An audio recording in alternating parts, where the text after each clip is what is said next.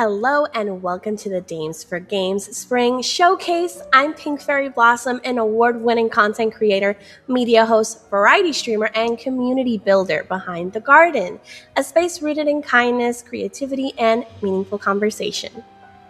And I am Chellava Gamer. I'm a variety streamer on Twitch and YouTube. I'm also a part of the Black and Women Twitch Guilds. You can find me, honestly, anywhere, just making silly content related to video games or fighting on Tekken. But yeah.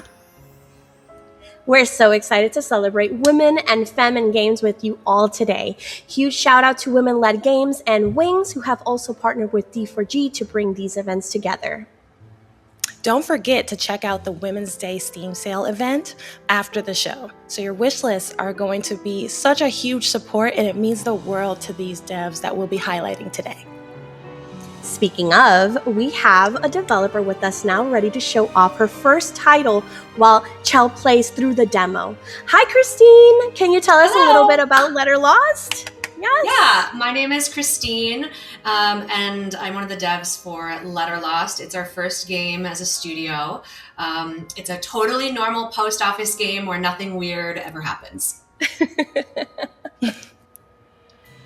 You do come from a theater background, which I find so fascinating. How did your experience in theater influence the way you approach creating this game?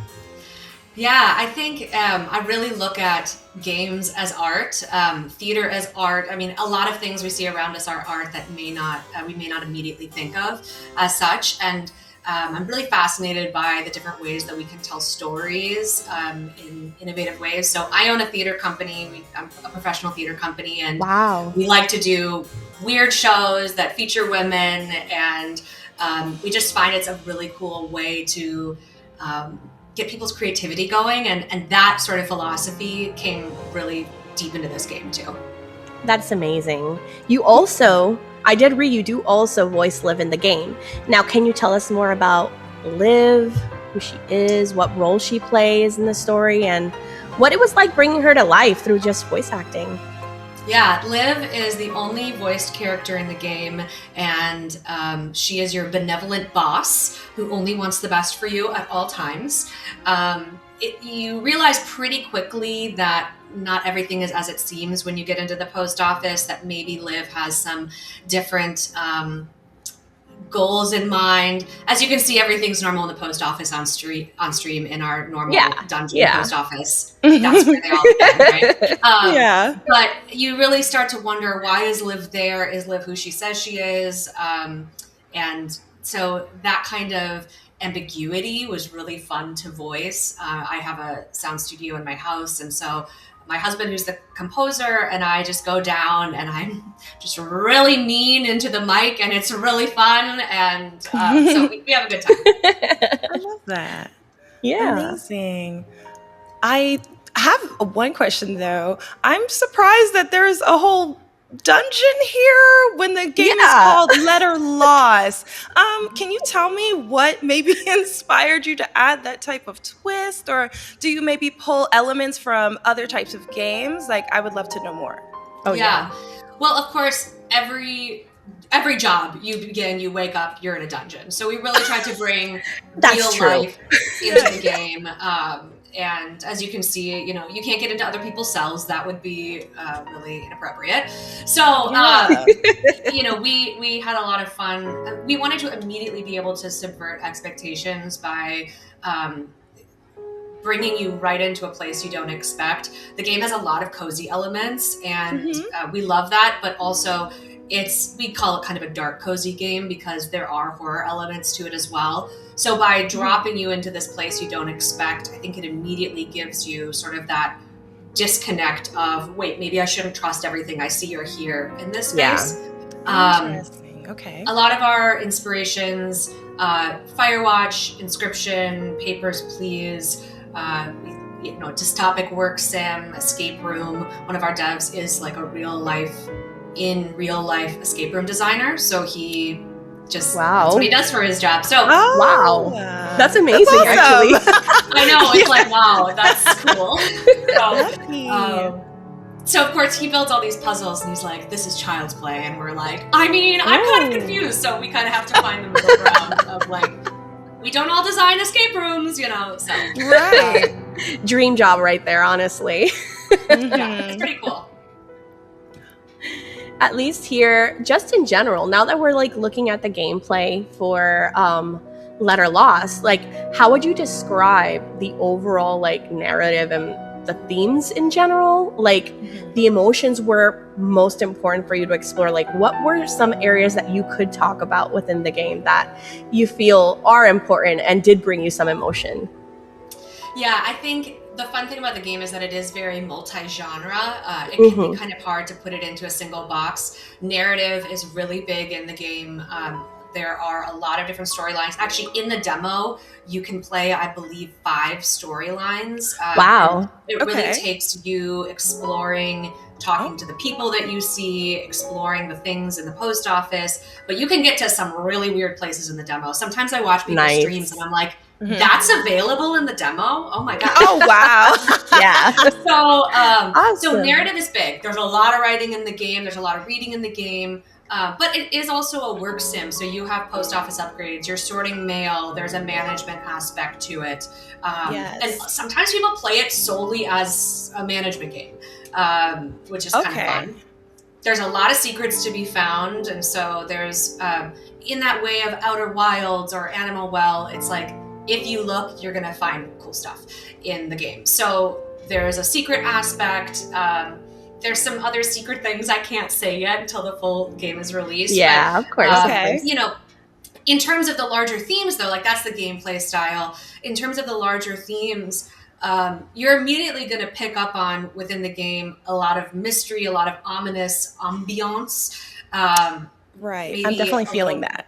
Yeah, a little foreboding, maybe. And there's a lot of uncovery of what's happening on this island. There's lore hidden all over the post office about the different businesses and the different people and the different districts. And so there's a lot of just sort of passive world building throughout that you can kind of understand this world more and more. But there are multiple endings to the game, and there is like an end point. Yeah, it's not just this open-ended thing. So really, you can play the game however you want, and you can sort of pull at the strings that are interesting to you. If there's a storyline that feels really interesting, you can follow that. If there's one that isn't, you don't have to. So I think that's a lot of the joy, is you can uncover what you want to uncover and follow the threads as you please. That's amazing. That. Yeah, I do love a game that has several different endings, especially with a lot of lore. You said that there's so much reading. Oh, I can see myself getting lost in this. Oh yeah, same. It's also the fact that everything is like based off of also viewed kind of like a cozy game, but it also has that mystery type of scary vibe to it, which I love. Like, it's funny because you guys could see everything's pink and cute here, but I play horror games too.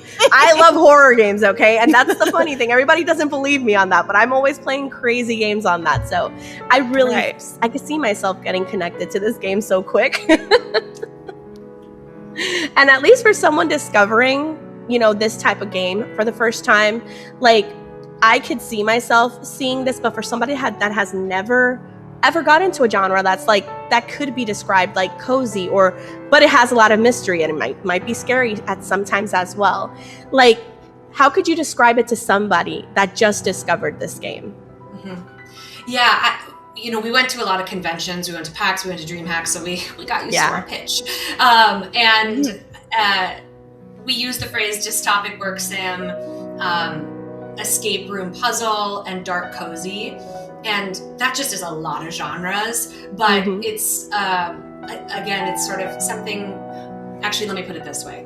One of our marketers was like, Nancy Drew for adults. The Nancy Drew games from the 90s and 2000s. But it definitely has a scarier vibe. But that sort of exploratory mystery vibe in a 3D environment. That is amazing. That is amazing. And at least, is there anything from your background? Because like you did explain, you do have theater background as well based off of this. You also live in the game. Was there anything that connected you with your background in real life to this story that created this character? I mean, this is definitely a type of game that I would play for sure. I mean, I play a lot of genres, but I love being dropped into a world and it's like a sandbox where you get to kind of explore what you want. I really love that. But I love playing a villain. Oops. Antagonist. Liv is multifaceted, you guys. It's just she believes she's the hero of her own story. I love playing these kind of characters that are. I'm actually playing a character right now in a show that is really similar to Liv. There's even some lines that I'm like, that is a Liv line that I'm saying. I love that. So I love that. It's fun to find that crossover. But I also love, the vibes of the post office. It's got this kind of like 20s, a Gilded Era vibe. Our main artist, Bailey, has just done an incredible job. Amazing. Of sort of building out this ambiance of this almost Great Gatsby style vibe. Which is really fun. And it's cool because she and her husband are working on the game. Her husband is our main programmer. And then me and my husband are working on the game. He's the composer. So we're just such a nice little pile of fun people who make stuff. Beautiful. Amazing. I love that. See, and it's always the group of people that love what they're doing, that do amazing work, which I always love. But I do have a final question though. And this is a question everyone is curious about. When can we expect the release, and where can people follow along, wishlist this game, or support the project itself? Yeah, so the game is planned to come out in May, full release 1.0, and you can wishlist us on Steam. You can find us on almost all social media except for X, because I don't want to be there. Yeah, and, that's totally cool. I love that. And you can wishlist us on Steam, though, and you can play the demo, and the demo is a microcosm of the game. There's a lot to find in it. There's a lot to explore in it. So if you want to get a sense of what the game is like, the demo is going to give you a lot of stuff. And then the main game is going to open up some wild things that you couldn't even imagine. So that is amazing. And honestly, thank you so much for, sharing all of this with us. And it's really been such a joy learning more about you, the game, and the love behind it. I can't wait for everyone to experience this. We'll definitely be keeping an eye out for what's next currently. And honestly, thank you everyone again so much for joining us for this edition of Dames for Games Spring Showcase. Sorry. It's okay, don't worry. I was We're just chilling. We're just chilling. See, but the game is actually doing what it's got to do. It's doing what it's got to do. In here, I was invested in the story. I'm just like, yes. What happened to her daughter? We have to find out. Yes. Red hair. Okay, write that down. But yes, I'll definitely make sure that I have this wish listed. Don't forget to check out the Women's Day Steam sale, y'all, and wishlist your favorite titles. Maybe this one, possibly. Also, Dames for Games is running a fundraiser to gather support for their future showcases. So make sure that you consider donating. Your contributions really do help all of the devs that are involved in these showcases and all the hard workers that are involved in this. So thank you so much for your time. And don't forget, I am Chelva Gamer. You can find me literally anywhere. And thank you so much for watching. Yes, and I'm Pink Fairy Blossom. You can find me on Twitch, TikTok, Twitter, and Instagram as Pink Fairy Blossom, where I stream cozy games and spotlight indie creators as well. And again, thank you so much for being here with us, guys. Thank you, Christine, as well. Now I'll hand it over to Destiny to start the show. Take it away, Des.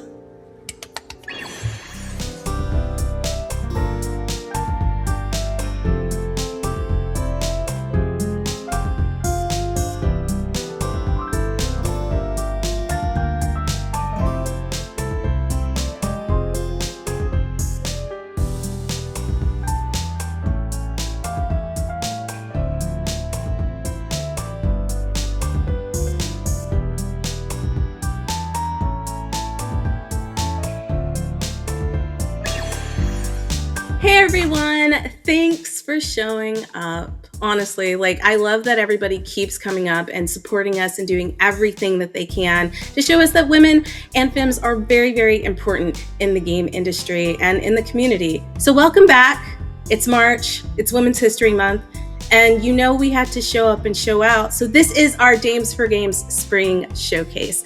My name is Destiny, and I am your wonderful hostess with the mostest, but I also run Dames for Games as the founder and director.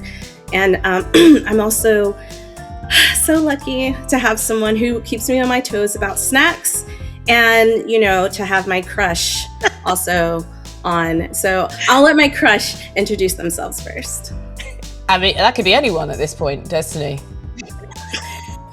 No, it's me? It's definitely you. It's definitely you. Yeah, I'm Snack Chick. Yeah, she's Snack Chick. She knows who she is. Hello, friends. I'm Samantha Bayard. I'm an actor based in the UK. You might know me as Karlach in Baldur's Gate 3. I'm also now in Star Wars The Old Republic, the forthcoming marathon. That might be out already, 5th of March. That's when it comes out. And the upcoming Fading Echo. Jasmine Bular, a woman, a femme, has written that, and indie studio New Tales, and so I'm here to plug that as well. And if you want to know more about the industry, I have a series of interviews with folks called It Takes a Village, which I'm also taking to GDC and PAX East this year. But super busy. But I'm trying to keep it in very short, but it's nice to be busy, and it's lovely to be asked back again. Thank you so much. I really appreciated it. I'll hand over to Snack Queen over here. Yeah. Yes, Queen. I like that. Snack Queen. Hi, I am the resident Dames for Games Snack Queen. Christine. And I, again, don't have any snacks, but we're going to just leave Des alone about that, okay? But I'm super happy to be here. I'm a content creator advocate, mental health advocate, constantly, as you guys know, working on global domination. And I love working with Dames for Games to spotlight women and femme individuals. I want to make sure I say that right. No, okay. Yes. And femme individuals in the gaming industry. Because I love what we do, and I'm excited for what's in the show. I saw some of the trailers, and I know you guys are going to love them too. Oh, we have so much. I think we went above and beyond with this show. We have a lot of games, a lot of trailers, a lot of spotlights, and we couldn't do this without our partners. So I want to give a shout out to Wings. They're incredible. They're the ones hosting the Women's Day sale on Steam. If you don't know, now you know.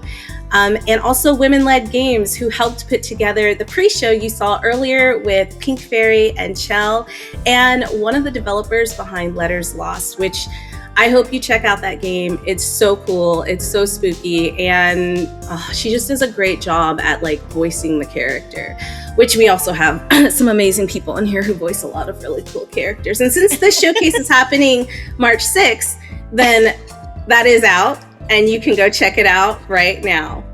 We also want to give a shout out to I had a brain fart for a second. We also want to give a shout out to our broadcast partners who have continued to rock with us for the past 3 years. IGN, Twitch, GameSpot, PC Gamer, you guys are the best, all the love. And we're gonna jump right into this showcase. So grab your snacks if you have them, unlike Christine, and enjoy the show.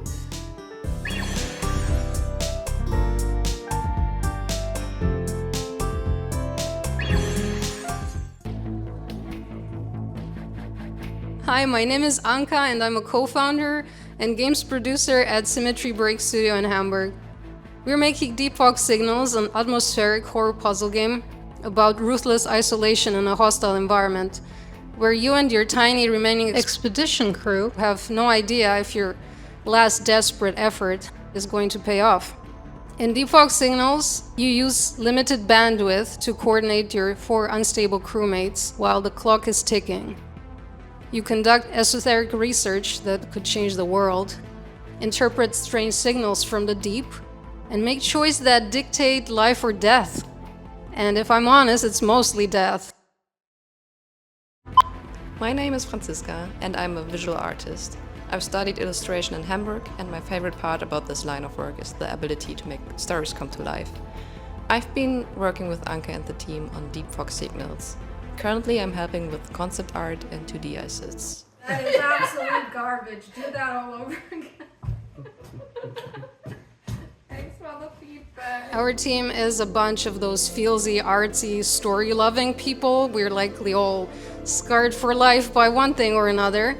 So we decided to make games about it, and we regretted it soon enough. But you know what? All the horror and suffering we've subjected ourselves to will have been worth it as long as you play our game.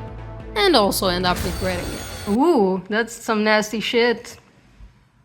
okay. Oh no. Is he alright? No, he's not alright. We make games as an act of resistance, actually, at our studio, to regain control and agency about the narratives that surround us, to tell stories where regular or marginalized people can enact change, and to work through our and our players' demons.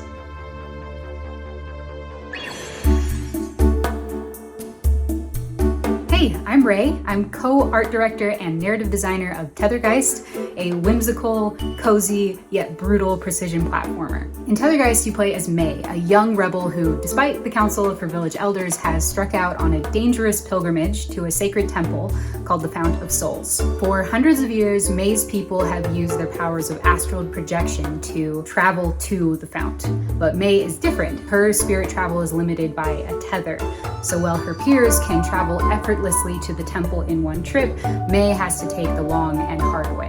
As May ventures away from her village, she encounters rigorous obstacles, hidden secrets, strange creatures, wacky townsfolk, hot tubbing spirits, and Foyle, a scholar who brings to light knowledge long lost to May's people, like ancient portals leading to a spirit realm, and the legendary healing powers supposedly hidden within the Fount of Souls. May's limited mobility and accompanying pain is inspired by our programmer's daughter, who has spina bifida, and myself, who has struggled for most of my life with chronic pain from endometriosis. Tethergeist is meant to be an inspiring story about overcoming obstacles despite our limitations. It's full of beautiful environments and cozy and encouraging messaging, which perfectly offsets the brutal, borderline masochistic, yet forgiving gameplay. The world of Tethergeist was inspired by Hayao Miyazaki and Avatar: The Last Airbender. The art was inspired by Gree and Hyper Light Drifter, and gameplay was inspired by Donkey Kong and, of course, Celeste. If that sounds like something you'd be into, you should go check out Tethergeist. It's coming to Steam and Switch in 2026, and we can't wait for you to play it.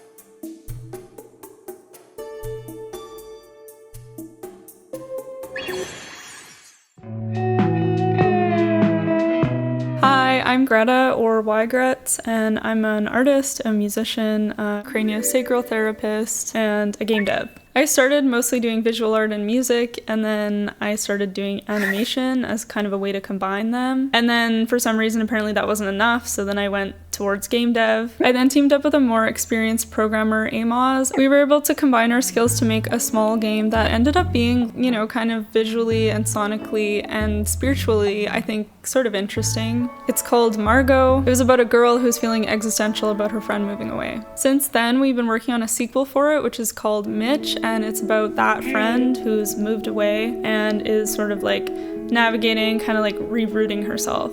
Since I'm kind of like artsy fartsy, like I really like the idea of like games as just like a medium for art. I like that they kind of allow you to like pull someone into a world and then hold them there for a while. It's definitely the most challenging medium that I've ever learned, but I find it equally rewarding. It also pushes me to grow as an artist, I think, because I've sort of realized the importance of like having a really sort of strong like artistic or emotional foundation to a project, like learning different ways of like how to hold on to that throughout kind of the long stages of development. Through game dev, I've also learned that I love to draw animal characters, and I've even been like dabbling in bugs on this game. Mitch is sort of set in the future, so the background is kind of that like humans have left and then sort of animals and bugs and stuff have sort of taken over the cities. And even though it's set in a city, it's more sort of about like reconnecting with like earthliness. I also learned that I love to make sound effects, and it's actually one of my favorite parts. I've been using a combination of modular synthesis and sampling. I love that it's kind of like a puzzle to like get the sound that you want. So you're sort of like chasing it with your skills kind of, and then, you know, also your creativity. Oh, grain delay. Thanks D4G for all that you do. I love to see what the girls are up to, and Wishlist Mitch on Steam. Have you ever had a meal that made you look at life a little differently? Good evening, chef. Could I please have some ramen? What if, in a cooking game, carrot slices reassured your guest and chili flakes gave them courage? This is Soup for Soul, where every bowl tells a story and ingredients actually fuel conversations. Hello! We are Peace and Quiet Games, and we are the dev team behind Soup for Soul. In our game, you run a quaint Japanese ramen shop, craft every bowl your way, and shape your guests' heartfelt stories with your cooking choices.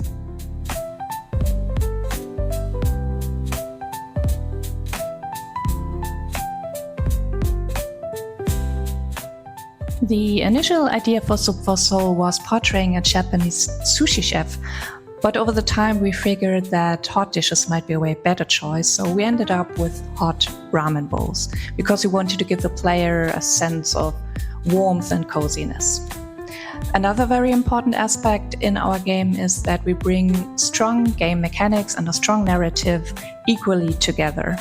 I'm a story-driven game fan myself, but I tend to get bored very easily when the mechanics are weak or if there are never-ending cutscenes where there's no gameplay at all. So if you know what I mean and you agree, then Soup for Soul might be the game for you. We'd be super happy if you had a look at our brand new Steam page and gave us a wishlist. Our next milestone is to finalize a playable demo, so keep an eye on our socials to make sure you don't miss anything that's going on in our kitchen.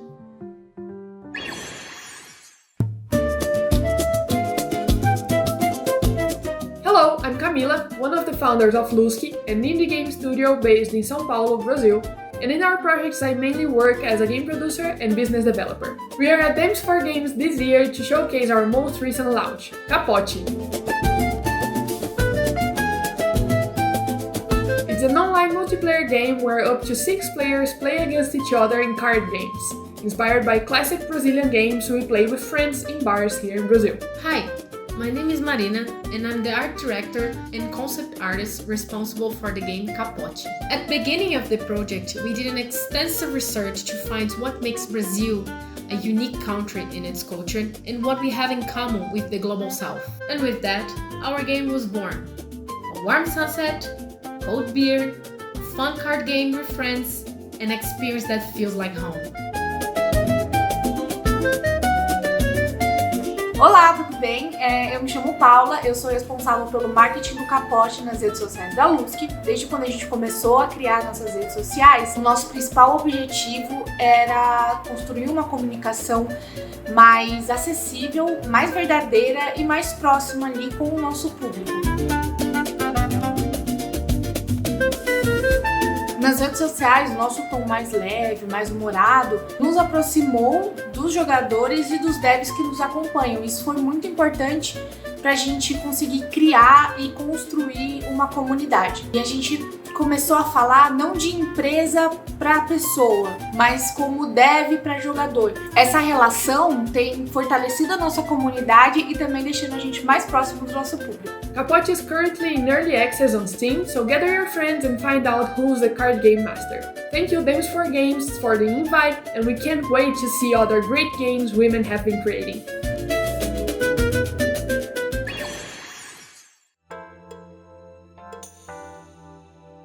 Hello, I'm Irini and I'm leading a team of 5 to develop a food vs mold themed story-rich indie RPG known as Foodomina.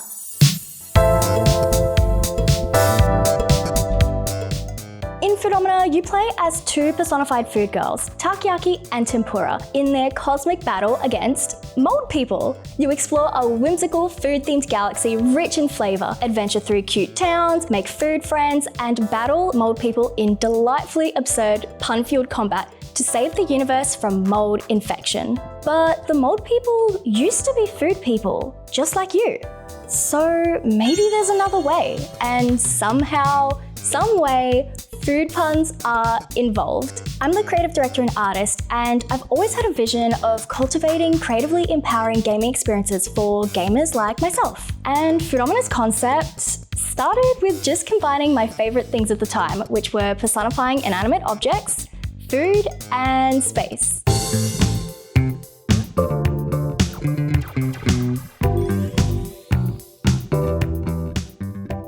From there, it grew from wanting to take the dishes we love and turn them into fully realized personified characters and explore what stories they have to tell. And now we have a growing mold army of kids, artists, and gamers alike getting involved in development through playtesting, fan art, making their own food sonars or mold sonars, and even cosplay. Engaging with our community, learning about other cultures and history, and sharing a mutual love for food has given our dev journey so much fulfillment.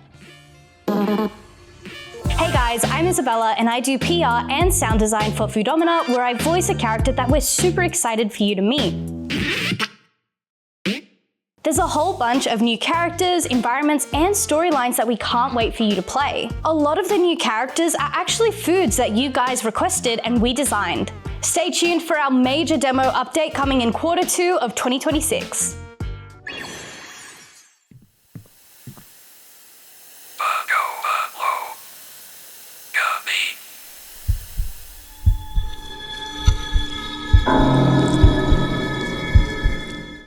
Hi, my name is Masha Dragostayskaya.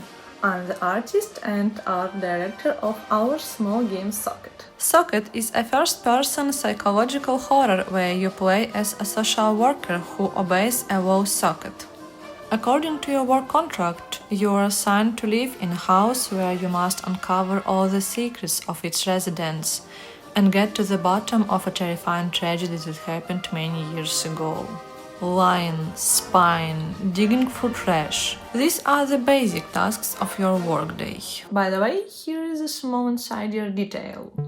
We came up with the idea of a voice coming from the socket because of our noisy neighbors. We could actually hear them through the wall socket. Just don't tell anyone. In our game, we combine 2D and 3D graphics. I draw the characters from 8 different projections, which creates a sense of volume. Textures, animations, cutscenes, concept art, I create all of this myself, in my own style. Almost everything you see in the game is carefully made from scratch. I'm developing the game together with my husband. He's a programmer, a writer, and also a bit of a 3D artist. When you work as a duo, it's hard to say exactly what your role is, because you end up doing everything. Still, that's our small but wonderfully well-coordinated team. And perhaps a talking wall socket isn't the strangest thing that will surprise you. Each resident has a unique story, and their actions can sometimes reveal far more about them than their words ever could. And who knows where workaholism and total devotion to your job might lead you. To find out, stay tuned and wishlist Socket right now. Welcome back. I hope you enjoyed all of those developer spotlights. I say this all the time, but I love getting a behind the scenes look at what it takes to create a game, because I think the general consumer doesn't know all the work that goes behind it, all of the editing, the voice acting, the building of the scenes and the story. I mean, listen, it's a work of art in so many different ways. It's like an onion with all, like, why did I use onion? Onion is such layers. There's just so many layers. Anyways, layers. There's so many layers. Oh, I don't know. no. I'm hungry. That's why I thought onion. But I'm going to pass the mic. I'm going to stop. I'm going to pass the mic over to Sam, who's going to give us some information about the sale. So all the games you're seeing today are part of our Steam event, and you can wishlist, follow, learn more about each title you're seeing. If something stands out to you, we really encourage you to check it out, support the developers behind it. As you can see, there's a lot of small micro indies here, and so every review counts, every wishlist counts.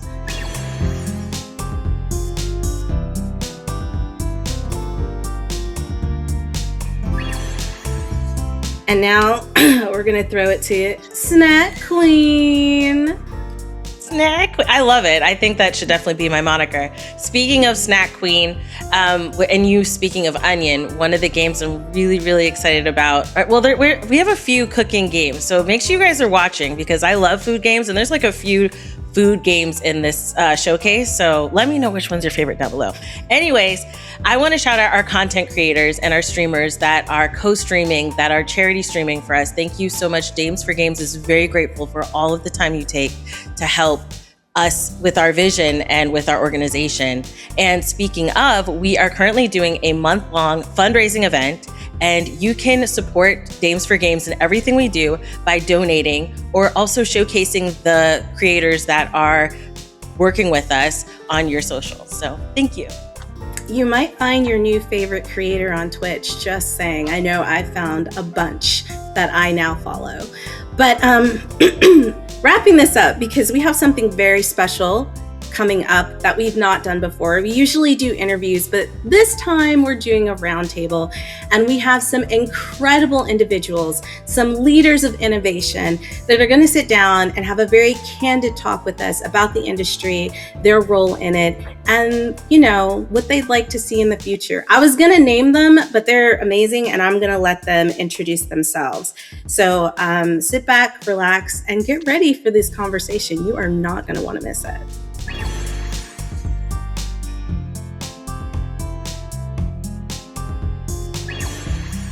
Hey everyone, welcome to the first ever Dames for Games Roundtable. I have brought together some amazing trailblazers, some beautiful innovators who we're going to kind of sit together. Like, honestly, I'm not going to talk as much because I know I talk all the time. I'm going to let them talk. I'm going to pose the question, and then they're going to discuss how they kind of navigate the game industry, the community, the space, because I believe it's something that a lot of femmes and women would really connect with as they're either getting into development, going into school for it, or entering the industry themselves. And what better way to learn how to navigate the industry than from veterans who have basically carved their own space. And oh God, I think all of you have inspired me in different ways because I've all had conversations with you, and I just want to share that inspiration with our community and beyond. So let's get started. First off, I would like to introduce Mary Kish from Twitch, and I'm going to let her give a little bit of a background about herself before we go to the next person. Thanks, Des. My name is Mary, and I now head the community at Twitch, which is such a wonderful and exciting job. Before that, I actually worked as a game reviewer and producer at GameSpot.com. So I have been in the games industry for several decades now, shockingly, but it's currently my honor to represent over 7 million streamers on Twitch every month. That's awesome. That's incredible. Thank you, Mary. I love it. All right, and next, I think that's really important. You also love what you do. Next up, we have Rihanna. Rihanna does a lot of different amazing things. And I knew I was going to mess up and not remember all of them. So I'm going to throw it to her so she could tell you a little bit about what she does in the gaming space. Thank you. So yeah, I'm Rihanna Manuel Pena. I am one half of DNR Media Consulting, which is a video game consulting firm. Inside DNR, my partner Danny and I do video game writing. We do brand and marketing and messaging. We help with PR and communications. We do press releases. We do content reviews. We do diversity reviews, kind of like you name it, we do it, simply because we've done all of those things in different capacities over the course of our careers, which have been a combined 30 plus years. So we've done it all. And also, I am a content creator. I am formerly of What's Good Games. Shout out to those women, amazing people. And currently a part of Gamertag Radio alongside Danny Pena, Paris Lilly, and Peter Toledo. So yeah, if you can think of a job in gaming, I've probably done it or worked for the people who do it. See, I told you it was a lot. There was no way I was going to remember all that. But incredible. And that just shows you that you can start off doing all kinds of things, and there are different pathways to get into the industry. There are not just one distinct way. Like, you don't have to be just a developer, or you don't have to be just a content creator. You can do whatever you want. And the next guest has carved their own space and has done some incredible things. You might have seen her on the news, you might have seen her on TV. Letta J, aka J Watts, please introduce yourself to the community. Thank you so much, Des. So happy to be here. I am Letta J, that is my artistic name. I'm a Grammy-winning recording artist and published songwriter, and created Coexist Gaming, which is actually an agency. We're a full-service solution that just gets brands, talents, and products in front of the next generation. At the core of what we do, we design and we build worlds, both in real life and digitally, and then we gamify them. So I own a 3-story gaming and creator lounge in Times Square. We've been called the Soho House for gamers and creators. And our entire goal is just to really serve as a cultural bridge that creates this very authentic and immersive ecosystem that just reflects not only what the next generation actually gathers and plays, but how community-centric we are, and most importantly, how we are the solutions for a lot of businesses that want to be in front of us. That's what's up. All right. That's what's up. Okay. No, I mean, like, it's so nice to be among so many talented women who are like making moves in an industry that I think my entire community loves and I love. Next up, we have someone who not only is working on their own game, but making an incredible documentary about one of these innovators, one of these women who have been in the game industry for a long time and knows what she's talking about. Teresa, tell us a little bit about you and what you do in the industry. Well, thank you so much for having me. Hi, I'm Teresa Leung. And yes, I make games. I've made over 10 games, and I'm also a documentary filmmaker, and I work in emerging tech. So the documentary that you're referring to is about pioneering game designer Brenda Romero, and then I'm also doing outreach for the documentary with games and through games. And I do both serious games as well as entertaining games. So I'm super happy to be here, and I'm also an educator. I teach part-time at Vassar College. Nice. Hi. Thank you. All right, and so we're going to jump right into it because we don't have a lot of time, but we're going to make the most of the time we do have. The question that I wanted to pose to you, incredible ladies, today is how to move through this space without feeling completely burnt out, letting it get to you to where you're like, I don't know if I want to do this anymore, because sometimes it can be toxic, sometimes it can be really hard, but like, how do we keep pushing through and like being those strong representations for other girls who might want to get into gaming? So I will throw it to Mary first, and then Mary, you can throw it. We'll do it like tag, like telephone, and then Mary, you pick someone, and then we'll go through everybody. Okay. Oh my gosh. That's such a wonderful way to start. And thanks for letting me be the first. I think that in my time in games, I have often found myself to be the only woman in a room, often the only person that looks like me in a space. And I used to really find that very intimidating. And I have a bit of a people-pleasing tendency as well. And so my thought would be don't rock the boat.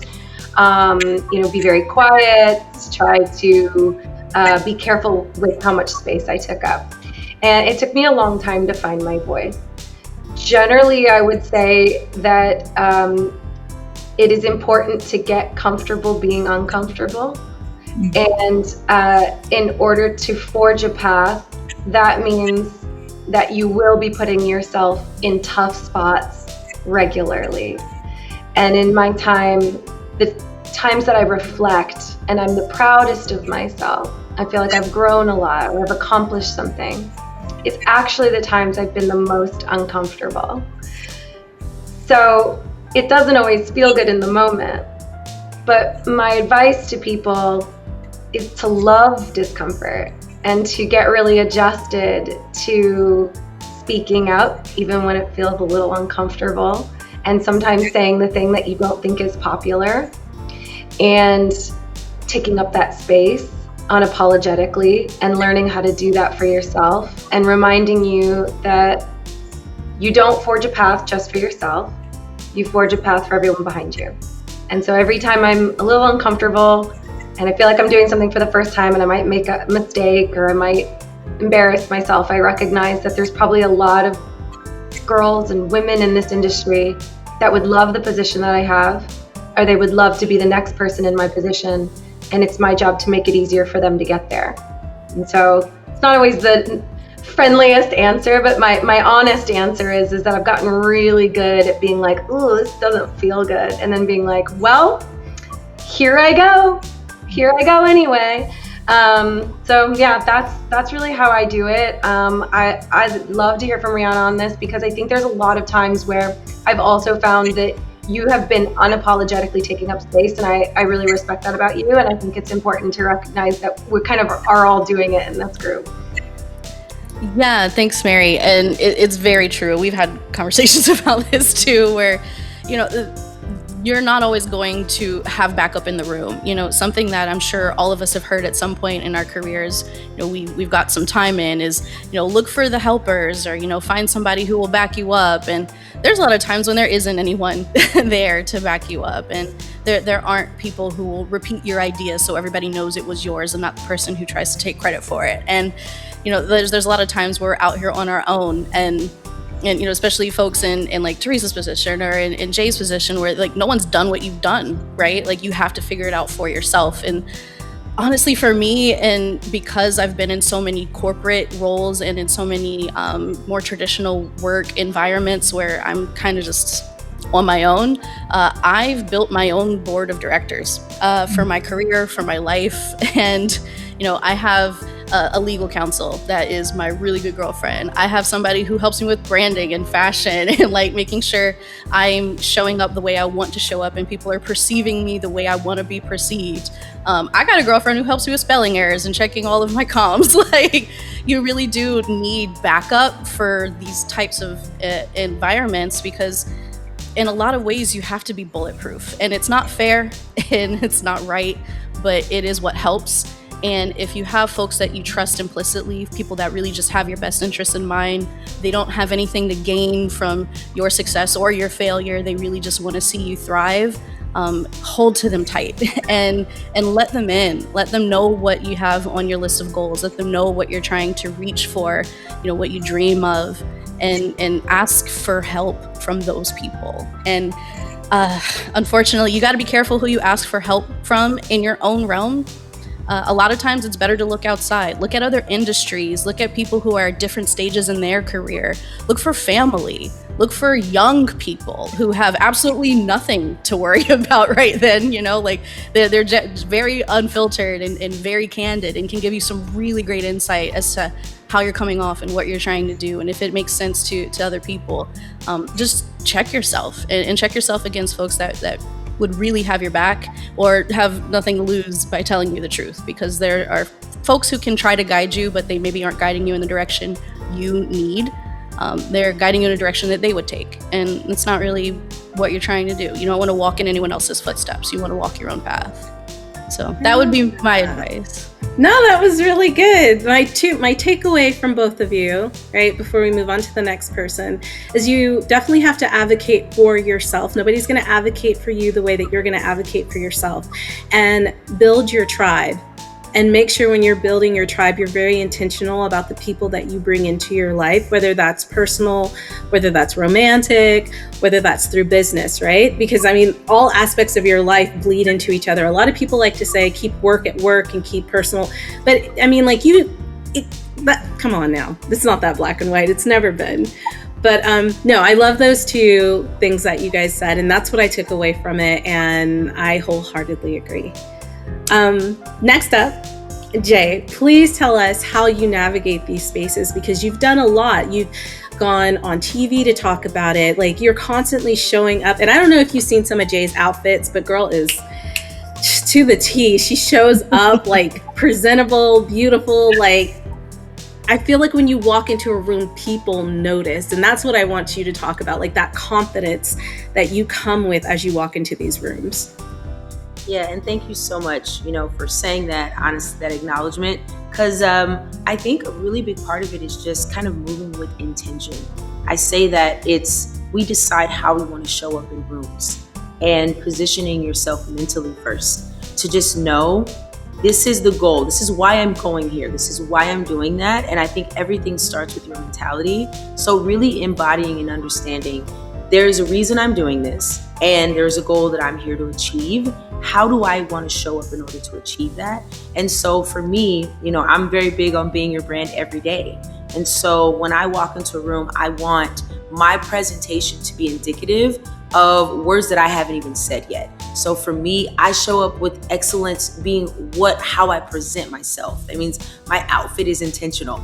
If we are women, if I'm walking in there and I need your undivided attention, I'm only wearing certain things and make sure that you're focusing where I need your focus. And when I am, and that's with any environment, right? So if it is, if it's gaming related, it's music, whatever, I really I think it's one of those things that they say, what do you bring to the table? I bring what the table needs.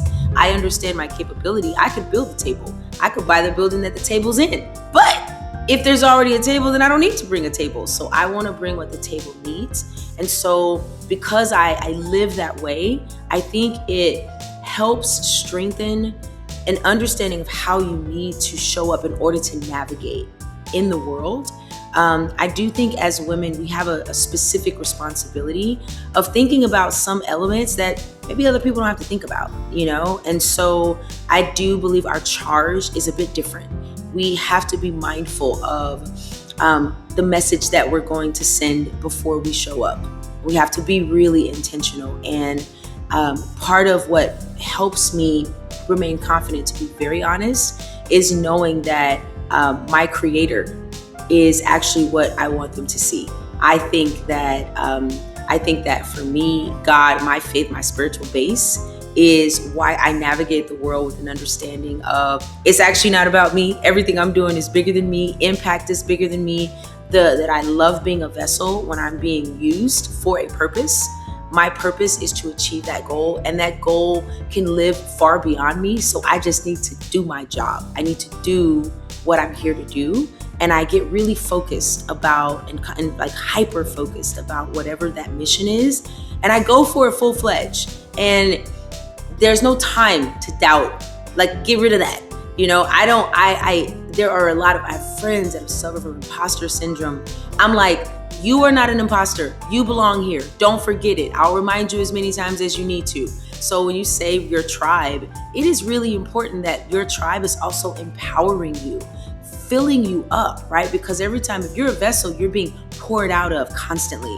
You're giving constantly. You have to be refueled. And I think when you are making those intentional decisions, including who you are attached to, who is helping fuel you, they're a part of the confidence you have too, because it's all sort of energy, what you're giving off, what you're magnetizing, what you're attracting, and it helps you navigate in a way that makes you very firm because you understand who you are and what the greater goal is.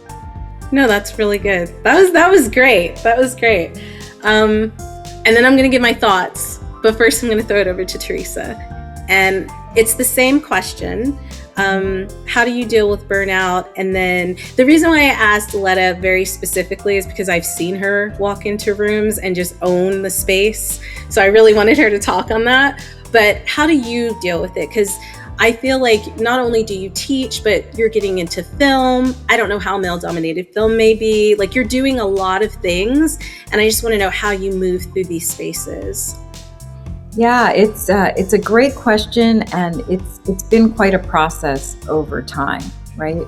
And so I think within my toolkit, it is everything from what Rihanna and others were saying about finding your tribe, to also really understanding what organizations can help build me up, right? And finding that community. So to be more specific about it, for example, you were talking about the IGDA, right? The IGDA Foundation.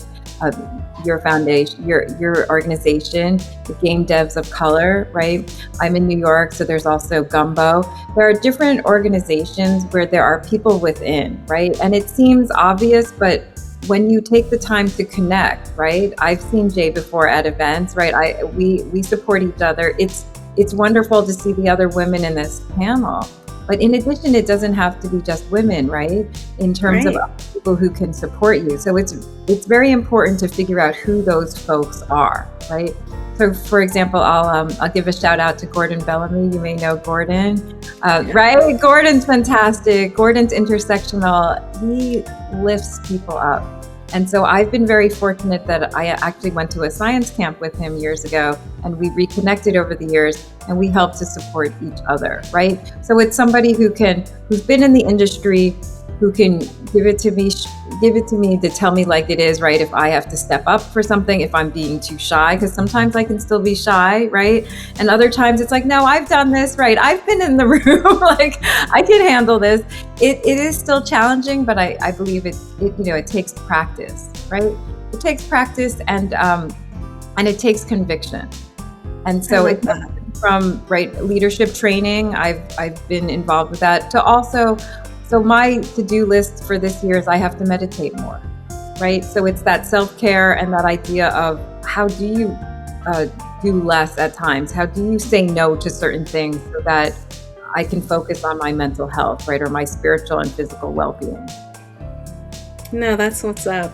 I love that. Okay, so to speak on what both of you said, for Letta, I feel like what you said, and you can tell me if I'm wrong, but like, I love the idea of you saying like, work with your strengths. When you walk into a room, be aware of what you're strong at. And if there are things that you're not strong at, it's okay to lean on other people to help. It really does we had Samantha on earlier, and she has a really great podcast called It Takes a Village, and it really does.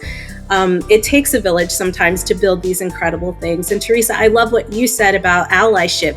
It's not just about women or femme-identifying individuals coming together and uplift what we do. I work with some incredible men. Do you know what I mean? And I know we all know some incredible men who have stood behind us and really pushed us in ways that, we didn't think were possible. Guys, I just think that having you on today and you giving like your perspectives is really, really important. It was important for me, like listening to all of you. So I can't even imagine how valuable this information might be for someone young who's just getting into gaming, or someone who's just, starting out, or someone who might want to get into gaming, but they don't see themselves in the space. And that is why I asked you on today. That is why we do Dames for Games, because you can tell me about Susan and Carrie and Jennifer all day, but if I don't see Susan, Carrie, or Jennifer ever in the room, I start to doubt whether they're really, making decisions in those rooms where those decisions are made, the big decisions. So I just want the community to know that all of the ladies here are in those rooms making big decisions. We have Mary, Rihanna, Jay, Teresa. These are some of the faces that are making decisions and innovating and basically going out there and changing the industry for all of those who are in it today and those who are going to come after us. And I think that's really, really important. I can't say thank you enough for taking time out of your busy schedules. Guys, we are so lucky of your busy schedules to come on and talk with us and share your insight with our community. Please, please, please, I'm going to go through everybody really quickly. If people want to find out how to follow you or keep up with you, I'm going to start with Mary. Where can people keep up with you and what you're doing? Thanks for having us and letting us to meet so many wonderful people. If this is like something that you're really passionate about, keep going and continue to follow the people here, because you're going to see way more inspiring stories and things that we're up to. In addition to my job, I do stream. I stream every Monday on my own channel. So you can catch me on twitch.tv/twitch and twitch.tv/MaryKish. That's my name. And I am streaming on behalf of the company and on behalf of myself regularly, and it's a joy. So I welcome you. I play a lot of indie games and platformers, and often looking for games, exciting games to play. So hit me up. Well, aren't you just in luck, because we're part of the Women's Day sale, and all the games that are a part of this event are going to be in that event. So make sure you check out that. I will. Rihanna, if people want to keep up with you, where can they find you?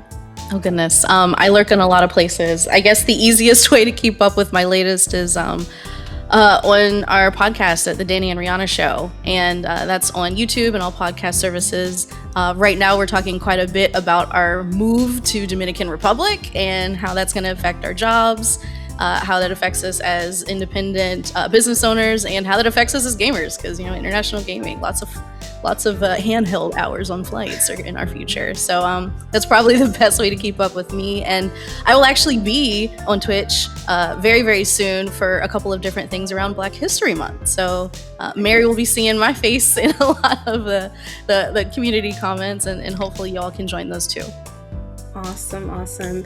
Jay, where can the people find you and keep up with what you're doing? Yeah, of course. So you can find me everywhere at Letta J Music. That's LETTA J Music on all platforms. And for everything Coexist at Coexist Gaming, just like it sounds, Coexist Gaming. And we also, remember, have a gaming and creator hub in Times Square. So if you are in the New York City, feel free to drop by. We're at 325 West 38th Street. If you know, you know, but we're right on the Times Square stop, right by Penn Station between 8th and 9th Avenue. It is a 2-story space. It's technically 3 floors. We have a speakeasy on the bottom, but it's like everything you ever imagined. Gamer heaven, all the vibes and beautiful energy. Full food and beverage, bar on every floor, mocktails, amazing food, amazing energy, music studio, podcast studio, all the things. All the things are coexisting. That's what's up. Teresa, if people want to keep up with you and learn more about your documentary, where can they find you? Oh, well, thank you. Yeah, so there are 2 ways. One is for the website for the game. It's Game On, the documentary about the game. It's GameOnTheMovie.com. And then for socials, it's my name, which is THERESA, and then LOONG. So Teresa Long. Yeah, thank you. Thank you. All right, well, we're going to get back to the game show because we have a lot more to show you. But again, this has been incredible. I can't wait for us to do it in a longer format. We only had a little bit of time, but I always appreciate it. It's not about how much time you have, it's about how you use the time. And we'll catch you guys back after these developer spotlights. I don't even know anymore. It's late for me. It's around 11 p.m., but we got more coming, so stay tuned. Bye. And we're back. Listen, that roundtable, that conversation, those ladies are really doing the work behind the scenes, in front of the camera, and it's just really inspiring. And I hope all of you are just as inspired. The whole point of that was to show that you can get into the industry in different ways. You don't have to be a developer. You don't have to necessarily be a voice actor. You don't have to create games. You can be a content creator. You can create your own space like Coexist. You could be the head of community at one of the biggest platforms out there, Twitch. You can make a movie. You could just run your own PR company with your amazing partner. There's so many ways to be involved. And so for all the young ladies out there and all the young femmes out there, and even to all of our allies, even men and boys, if you want to get into the industry, there are ways to do it, and you can find your own path. And I'm going to get off my soapbox. I was enjoying that soapbox.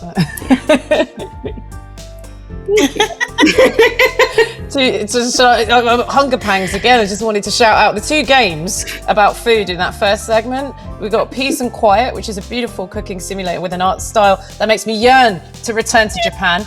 And then there was another food-based Japanese game called Food Amina. Demo's out now. It's promising food puns and characters inspired after my favorite Japanese foods, takoyaki and tempura. Those are the character names, right?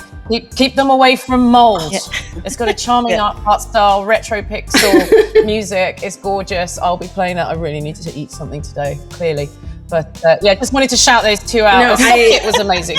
A social worker who bays a wall socket. No, we need that in our lives. Check it out. There's some weird and wonderful things out right now. There's such a great variety in this showcase for March. Yeah, I want to echo that. I'm so sorry. I was just going to cut you off real quick and just say, no, I'm kidding. I was standing over to Christina. No snacks. Interrupted. Nothing. No, I was gonna echo like Soup for Soul by Peace and Quiet. I cannot wait. I'm so excited. I love coffee. I loved Coffee Talk as a game. So having this cooking simulator Coffee Talk thing, love it. And Food Amina, I love, like you said, the food puns, and I love the idea of keeping them away from mold. Like I just love the idea of that game. Too, kids. Yeah. It's very, not all very fun important. and games. You got to think about food safety and hygiene, and a really important thing. Yes, those things are important. Yes, we're hungry, as you can tell. Yeah, no, the only games they talked about were food games. This is not. It's totally fine. It just shows that like we are hungry and we need to finish up recording and all that good stuff. But and all the other games were cool too, even if it wasn't Yeah, the about guests food. had disability representation. I thought that was really cool. There we go. I did look at the trailers. I There wasn't you just go. drawn to the ones with food. This will become apparent as we go on. Don't worry about it. It's just the ones that stood out to me. Right. Trust us. Trust us. Trust us.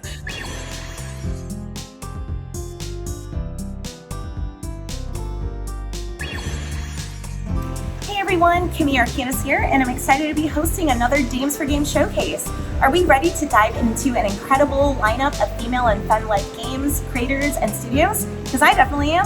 So sit back, relax, and enjoy the vibes.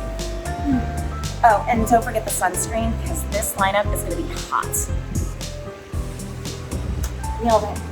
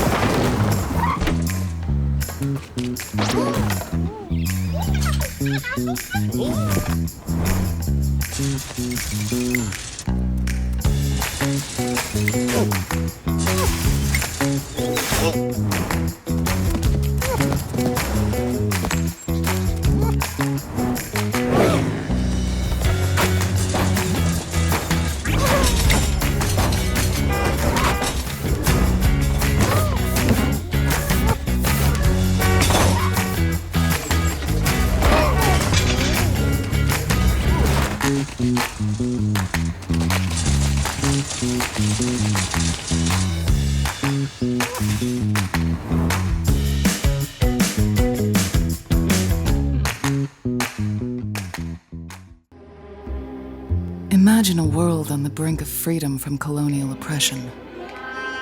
2262. Crime. Class conflict. Propaganda. A familiar story hindered only by those with plenty of time and little to lose. Detective Maigan Hill, the sleuth of Agamaski. Avoiding the past became second nature, dedicating her days to the faceless, rejected citizens of Agamaski. Until Mary, that is. This case goes way farther than the banks of this one detective's little neighborhood.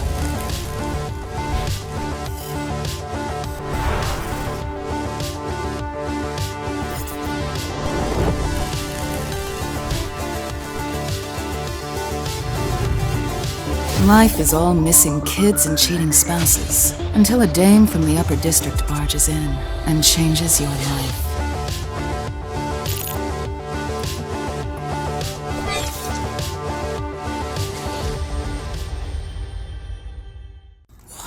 Test cam resulted.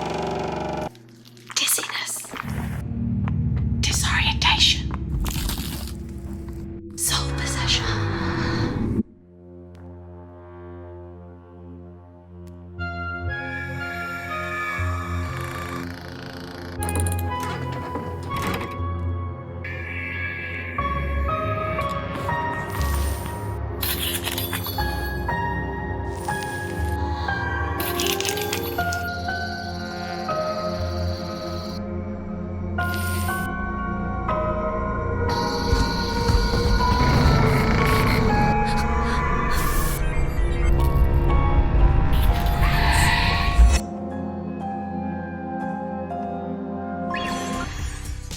Okay, wow. I don't know about you, but my Steam wishlist just keeps getting bigger. Hello everyone, I'm Krista from Wings, and I'm really excited to be here and to have once again teamed up with our friends from Dames for Games to shine a spotlight on some of the most creative, innovative, and just plain awesome games and game developers. In case you haven't heard of Wings before, Wayback Studios, founded by women and gender marginalized game developers. We help them grow their studio sustainably and get their amazing games out into the world. Because we know that teams like these are making some of the most exciting, creative, and commercially successful games out there. One of the other ways that we help celebrate women devs and their awesome games is with our Women's Day sale on Steam, which is back for its 4th edition and is happening right now, all the way until March 15th, and it is our biggest sale yet, featuring hundreds of games with huge discounts, new demos, brand new releases. You absolutely do not want to miss out. Okay, that is enough from me. Enjoy the rest of the showcase, and definitely check out the Women's Day sale on Steam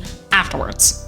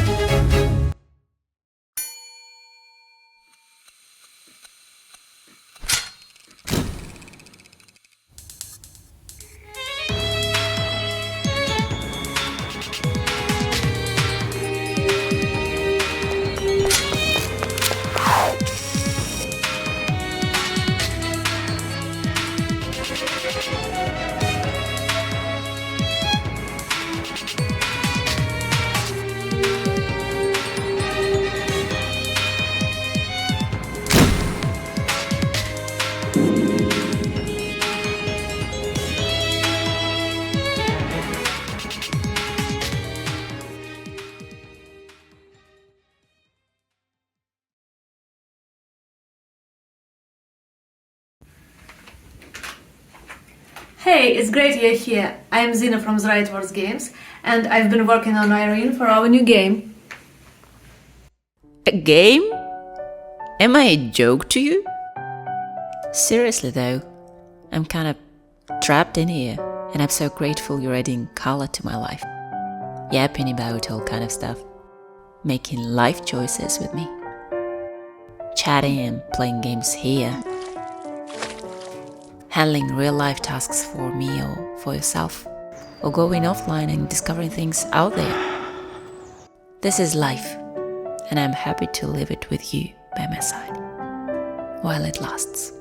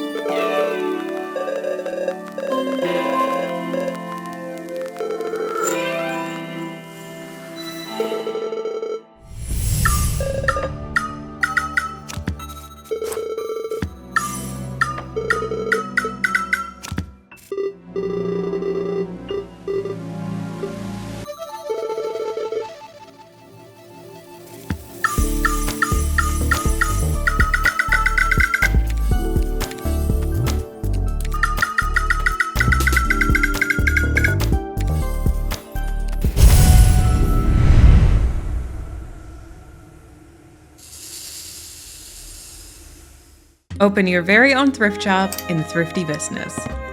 You will search through boxes filled with pre-loved items, organize and decorate your shelves for your customers, and try to fulfill their requests. The previous owner, Ingrid, is moving away to the city and entrusts you to transform this rundown shop into a cozy and welcoming space. Customize the furniture, wallpaper, flooring, and decor to design your store however you like.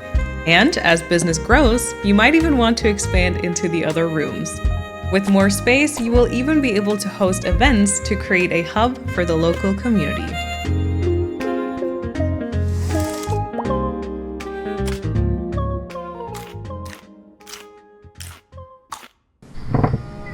The tyranny of the nobility and the cruelty of the Church of the Holy Light seem to be unparalleled. The obsession of searching for pagan propaganda always ended with the execution of a woman. Among many voices, the one that resonated the most was a young villager with a fierce and indomitable spirit. They captured several saboteurs and sentenced them to death by burning. My beloved Christy. I burn with rage for not being able to bring her back. I stopped running to hide and started running to fight. Those guards took away what I loved the most, but this time, not even the sun will stop me.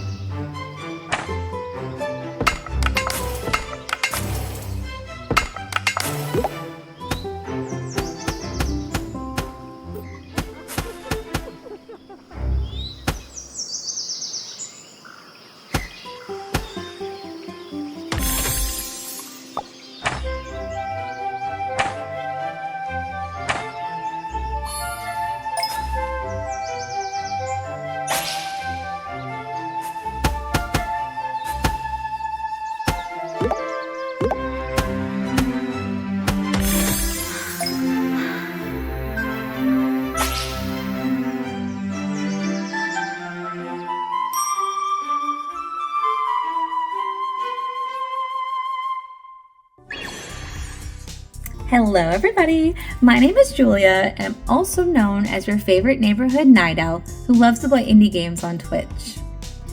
I am so thrilled to be one of your hosts for this edition of the Dames for Games Showcase. We've got an incredible lineup of women and femme-led games, artists, and creative teams to spotlight today. Now, I don't know about you guys, but whenever I get to watch a showcase, especially one hosted by Dames for Games, my wish list doubles. No, scratch that. It triples. There are so many incredible games out there with so much heart and soul and originality that these showcases are the absolute perfect platform to show that. So whether you're here to find your next indie or just celebrate all things creative, you are absolutely in the right place. So let's get into it. So we're back. I went and got food.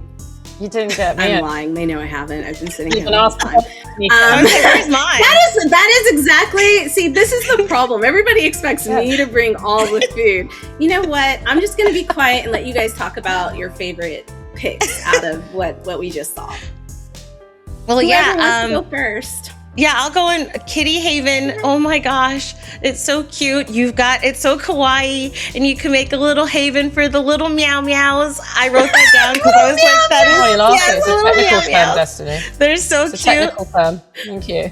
Yeah, it's very technical. I loved it. Right, yes, very professional, very stoic. I love, I saw it immediately and I wrote it down. I was like, that's one. And then Odd Jobs, it's like Human Fall Flat meets Party Animals. And I love those physic games where it's just room for chaos. Chaos and fun was with a your word I friends. wrote down on that trailer when that I car love that just you love knocks a those. koala down. I was like, okay, Yeah. now this is real. This is very serious. They put out for me too. And in addition to that, Whisker Watch. I think we've got some animal stuff going on, haven't we? Food I love and the fact animals. that cats There's a slap theme each other to give going. each other inspiration. That's certainly not what I've seen in my experience. But it involves strategic barfing, tactical pooping, and high precision hairballs. What is there not to love about that? That looks fantastic. You customize your appearance. There's a sort of dress up element as well as an RPG thing. And then another one I liked, which wasn't cute at all, was Crimson Tale, first person narrative puzzle game. Featuring Elizabeth, who's a trans lesbian vampire. Not very often you get to say that. That's pretty cool if that's the sort of representation you are looking for. She is there to fight oppressive nobility. There are past lives. There's vengeance. It sounds great. There's something for everyone. That's what I love about that. So again, another loads of variety in this section. I think they should definitely hire you to do the voiceover for their next trailer. I think, listen, and even be in it. Let me connect you two after this. Let me just connect y'all. And you too, girl, for the kitty cat and the pow pows. Yes. Yeah, I'm trying to get everybody in. But I hope you all have enjoyed the trailer section and the developer spotlights at the beginning of the show. We have so much more coming through. But remember, all of these games that are featured in the showcase are in the Wings Women's Day sale. So make sure you're writing them down, make sure you're wish listing, and if they're out, make sure you're buying them. It really, really helps these small developers who are trying to create something very special to share with our entire community. And with that, we're going to be going into our last segment of developer spotlights. So if you didn't grab your snacks, go grab them now, and we'll be here waiting. Bring us something too, and we'll be here waiting. Thank you. Yes. Okay, let's go.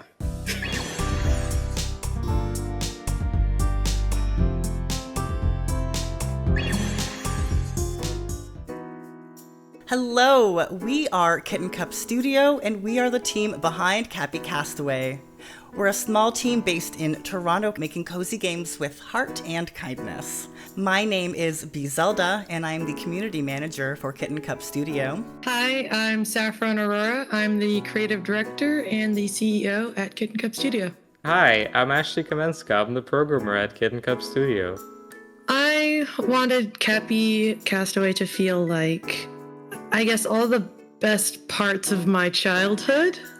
I think my favorite part of working on Cappy Castaway has been that we've been a very small, tight-knit team. Our approach to how certain features are made is sometimes more playful, or we take ideas that we have or things players suggest and sometimes just joke around, and in the end, sometimes it's something that's worth keeping.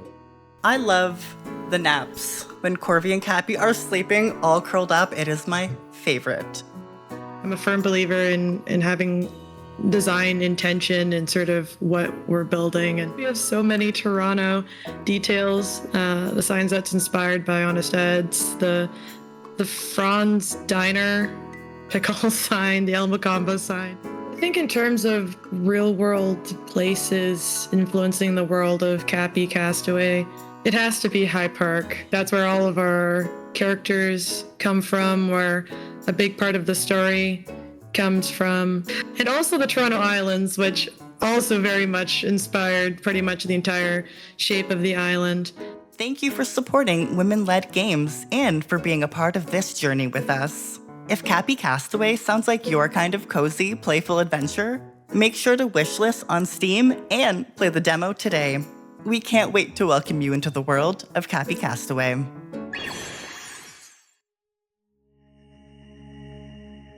Hi everyone, I'm Mandy. I am the creative director and narrative designer of Saigai Studio.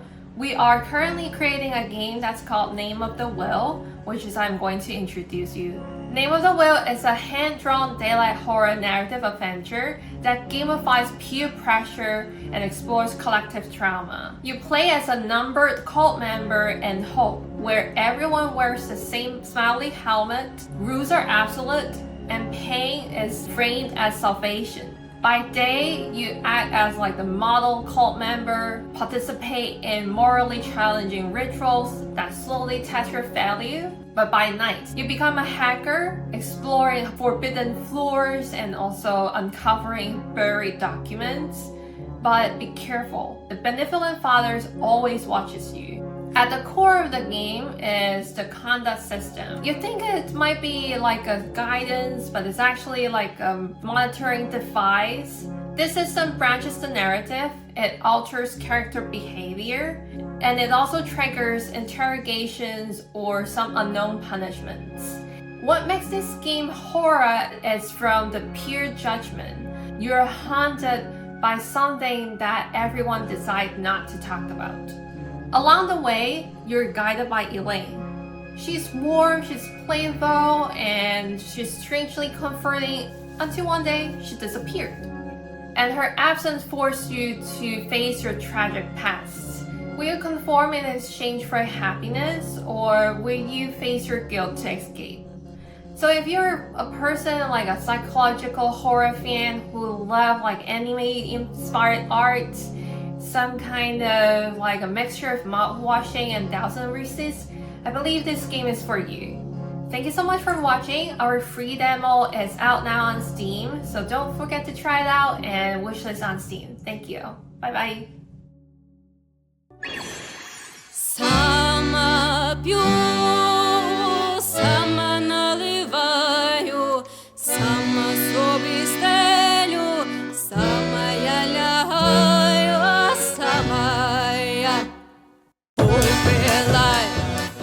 Hi, I'm Anna Wolf. I'm the art director on Stika and the co-founder of Eclo Studios.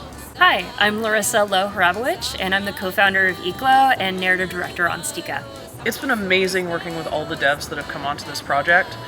We started in a mass layoff, and we rallied together around the idea of raising funds for Ukraine, but creating a video game. That game is Stika. Stika is a stealth horror game featuring primarily Ukrainian folklore. It's based on a true story that happened to me at a youth camp in Ukraine. As someone raised in the Ukrainian diaspora, our culture was really important to us, so being able to focus on that has been really fun. Hi, my name is Kasia Kolasa and I am a 3D artist for Stika. First time I heard about Stika was during a party when Larissa told everyone a crazy story they experienced in Ukraine, and we were all like, how about you make a game about it? And Larissa was like, okay, and they did it. And I'm just so happy I can participate in this process. It's very important to me. My name is Angel Joe, and I am a game producer on Stika. The Stika team is dedicated to meeting their team where they're at and growing and celebrating their people. Hello everyone, or let me say in Turkish, Merhaba, I'm Zeynep from Turkey and I'm a 3D designer in our game Stika. Hello, my name is Jennifer from San Diego, California. I am a 3D environment artist working on Stika. Hi, my name is Hannah. I was a programmer for Stika and I loved getting to play my part in making this world come to life.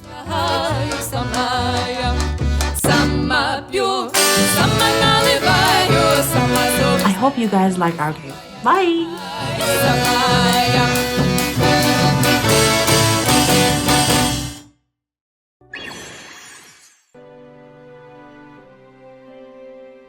Hi, I'm Melanie. I'm the art director and co-founder of Humble Reads, and with my partner Aurélien, we are currently working on Hades Legacy. Hades Legacy is a cozy simulation game set in the mountains. It's about caring for animals, helping a small village, and taking the time to slow down and breathe. On this project, I'm in charge of the art direction, and I create most of the visuals myself. That includes characters, environment, animations, UI, everything you see on the screen. Aurélien handles the narrative and programming of the game on the Godot engine. We've been working together for years, and that close collaboration between art and code is really at the heart of how we make games. Before Hades Legacy, we released Kamairu, a frog refuge, a cozy game about collecting frogs and restoring wetlands. That project really helped define our visual language. Soft colors, nature-focused environments, and a lot of care put into the small details. What I enjoy the most about being a game artist is creating worlds that tell a story. Little details in the environment, how characters move, how a place feels at different times of the day, all of that contributes to our players connect emotionally within the game. For a long time, I didn't work on cozy games. But over time, I realized that games need developers with many different backgrounds and sensibilities, and that there's a public for softer and meaningful experiences too. We had a lot of players at Gamescom last year telling us how relaxing our game was. It feels really special to know that players might find comfort, calm, or inspiration in something we created. Thanks Dem for Games for this opportunity to show a game. Please check out the demo and wishlist the game on Steam to support us. Bye bye!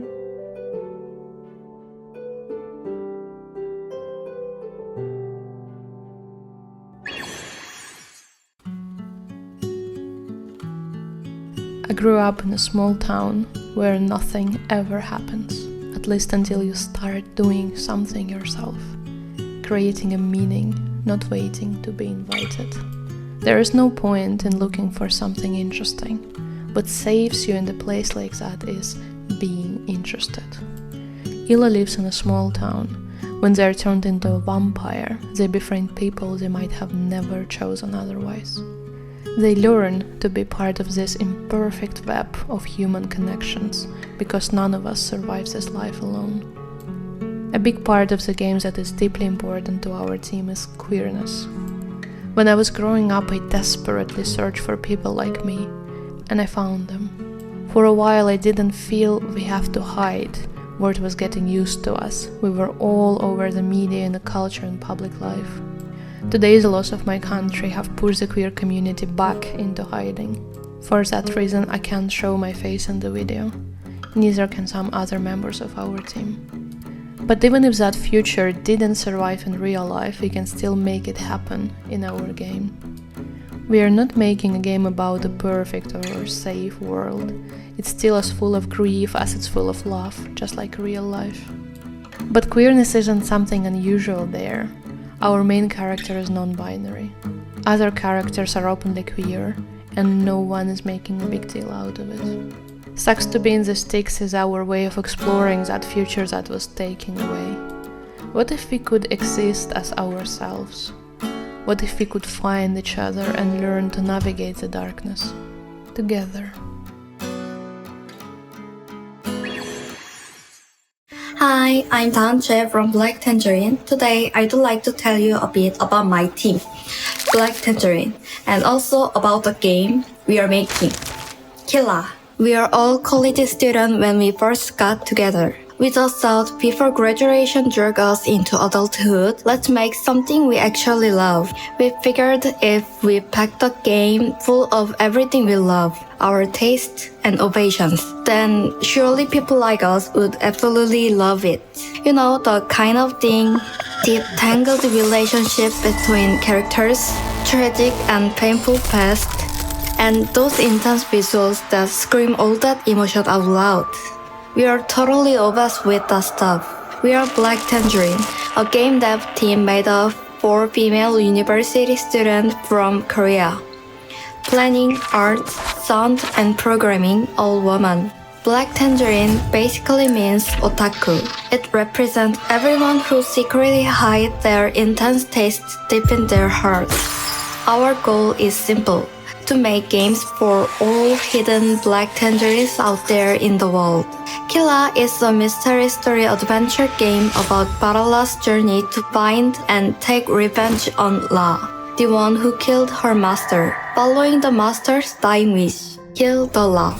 You become Barala, track down the real La who killed the master, and choose how Barala's revenge plays out. So, do you like Black Tangerine? If you do, please kill the La.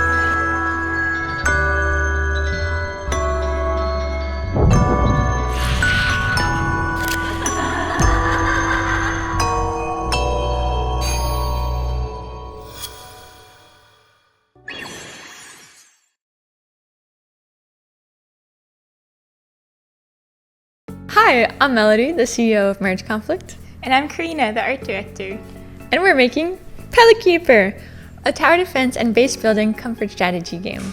After the stars fall out of the sky, the world is swallowed by a shadowy fog, and it's your job as a last pelican to restore the constellations to the cosmos. There are 2 main parts to Pelikeeper: the tower defense segment and the base building segment. In tower defense, defend fallen stars from hordes of shadow enemies, rescue lost animals, and utilize their wishing power to place and upgrade towers. Certain towers have symbiotic abilities that can be passed to other towers, so make sure to try out all the different combinations. And in base building, the animals you fought with in tower defense will take refuge at the abandoned lighthouse at night. Over the course of the game, you'll build up trust with animals to strengthen their towers and ultimately your community. You can even place decorations and complete community projects that will affect the tower stats of each animal in the tower defense segment of the game. Our studio's journey is a bit unique. From meeting in college to moving in together, the 5 of us have made a living doing what we love most: making games. We started the prototype for Pelikeeper as a break in development from our last game, Emporium, which launched back in August, and since then we've been full-time on Pelikeeper. Our team loves working on this game and can't wait to share it with you, so go wish this Pelikeeper on Steam and check out the demo that's live right now. Thank you! Thank you!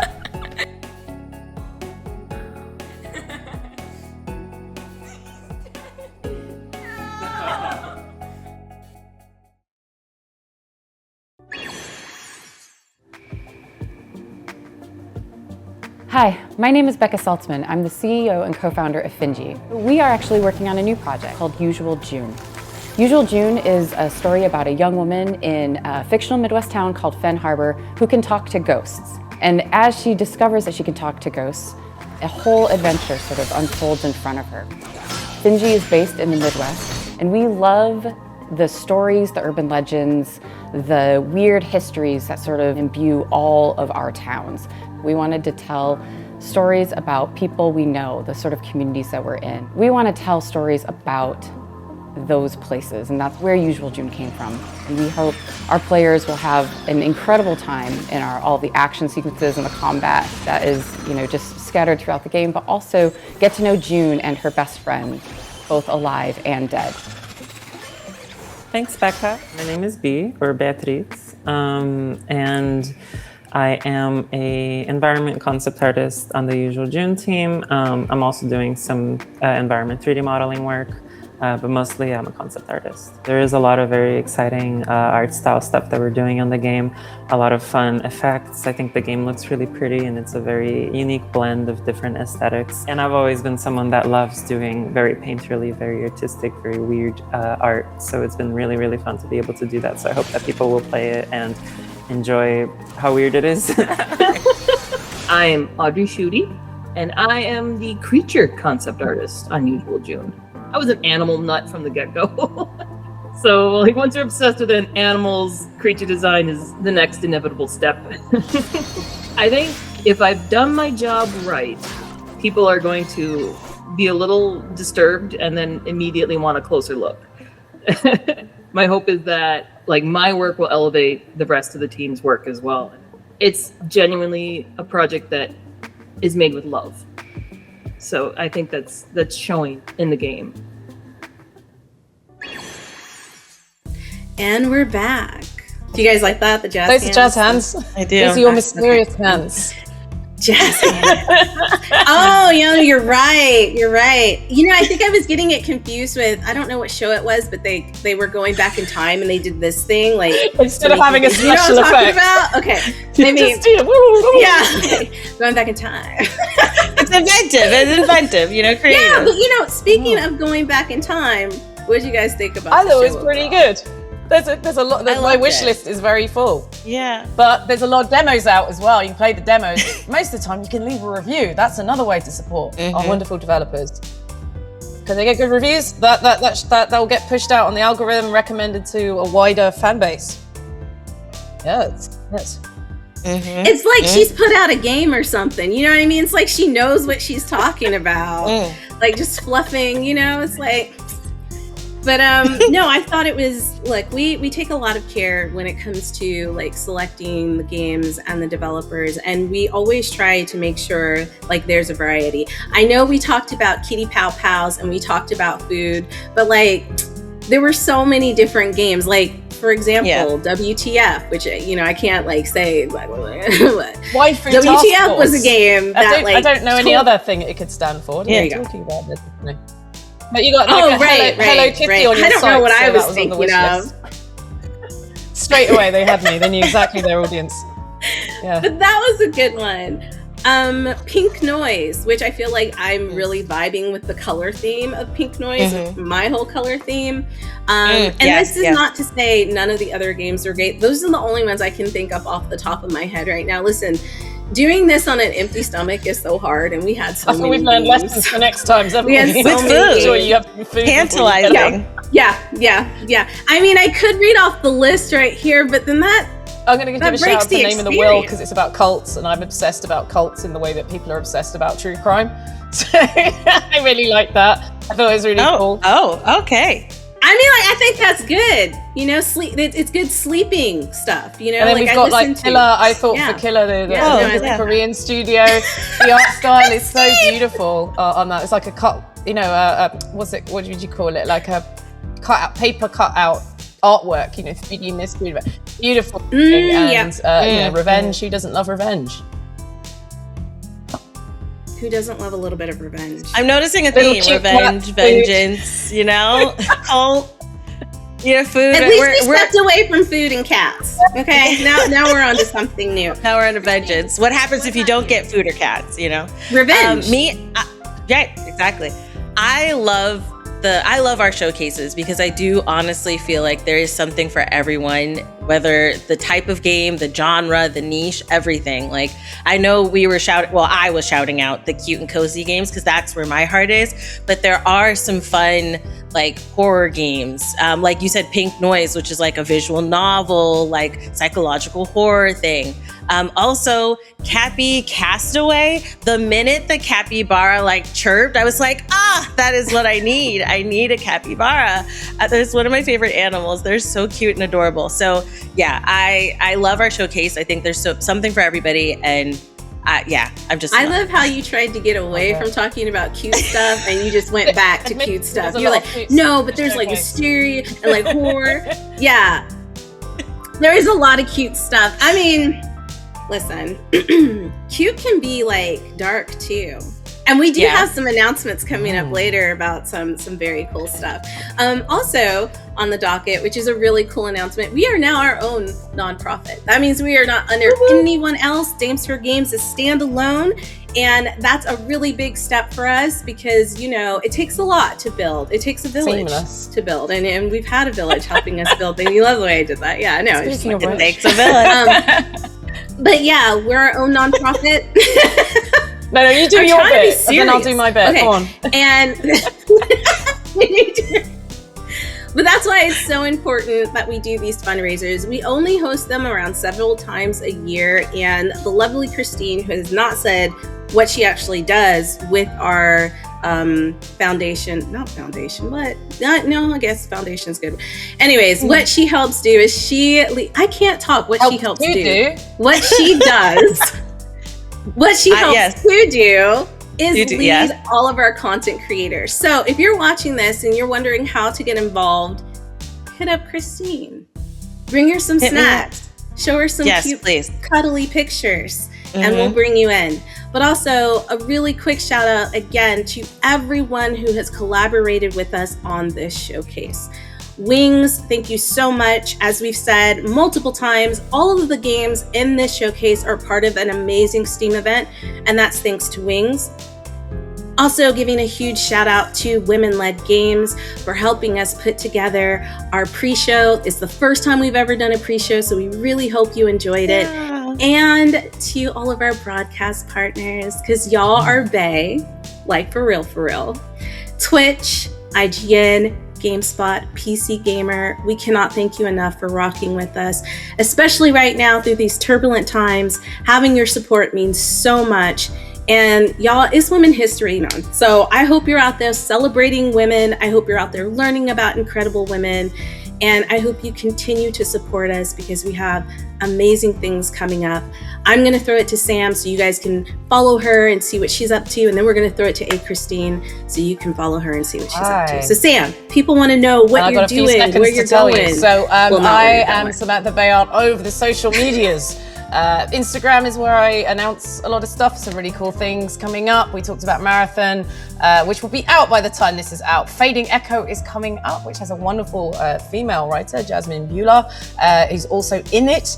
And of course, Star Wars The Old Republic, which has been around forever and will continue to be around forever. Thank you very much. You can also catch me at GDC and PAX East with live versions of It Takes a Village, a chat show where we shine a spotlight on the people who make our games. So once again, thank you so much to everybody who put this together, whether you're Dames for Games or any of our other partners. We really appreciate you, and the developers, and for you for watching our community. It's been a real pleasure to come back on again. And with that, I will hand over to Christine.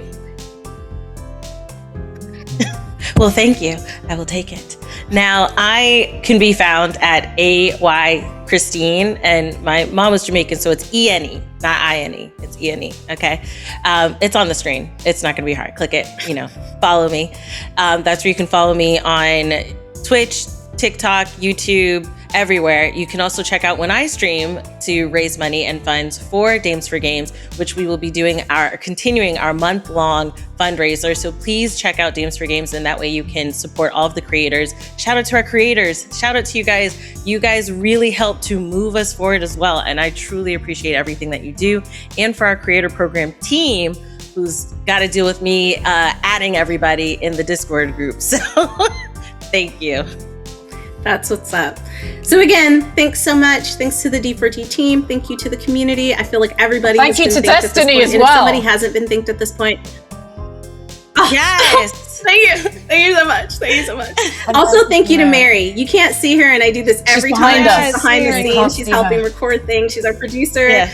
But yeah, that's it. I'm not going to keep anybody any longer because I know we're all hungry. So with that, make sure you stay tuned, check out the Wings Day sale, watch us for our fundraiser, and keep up with us on our socials so you can find out what we're doing next. See you later.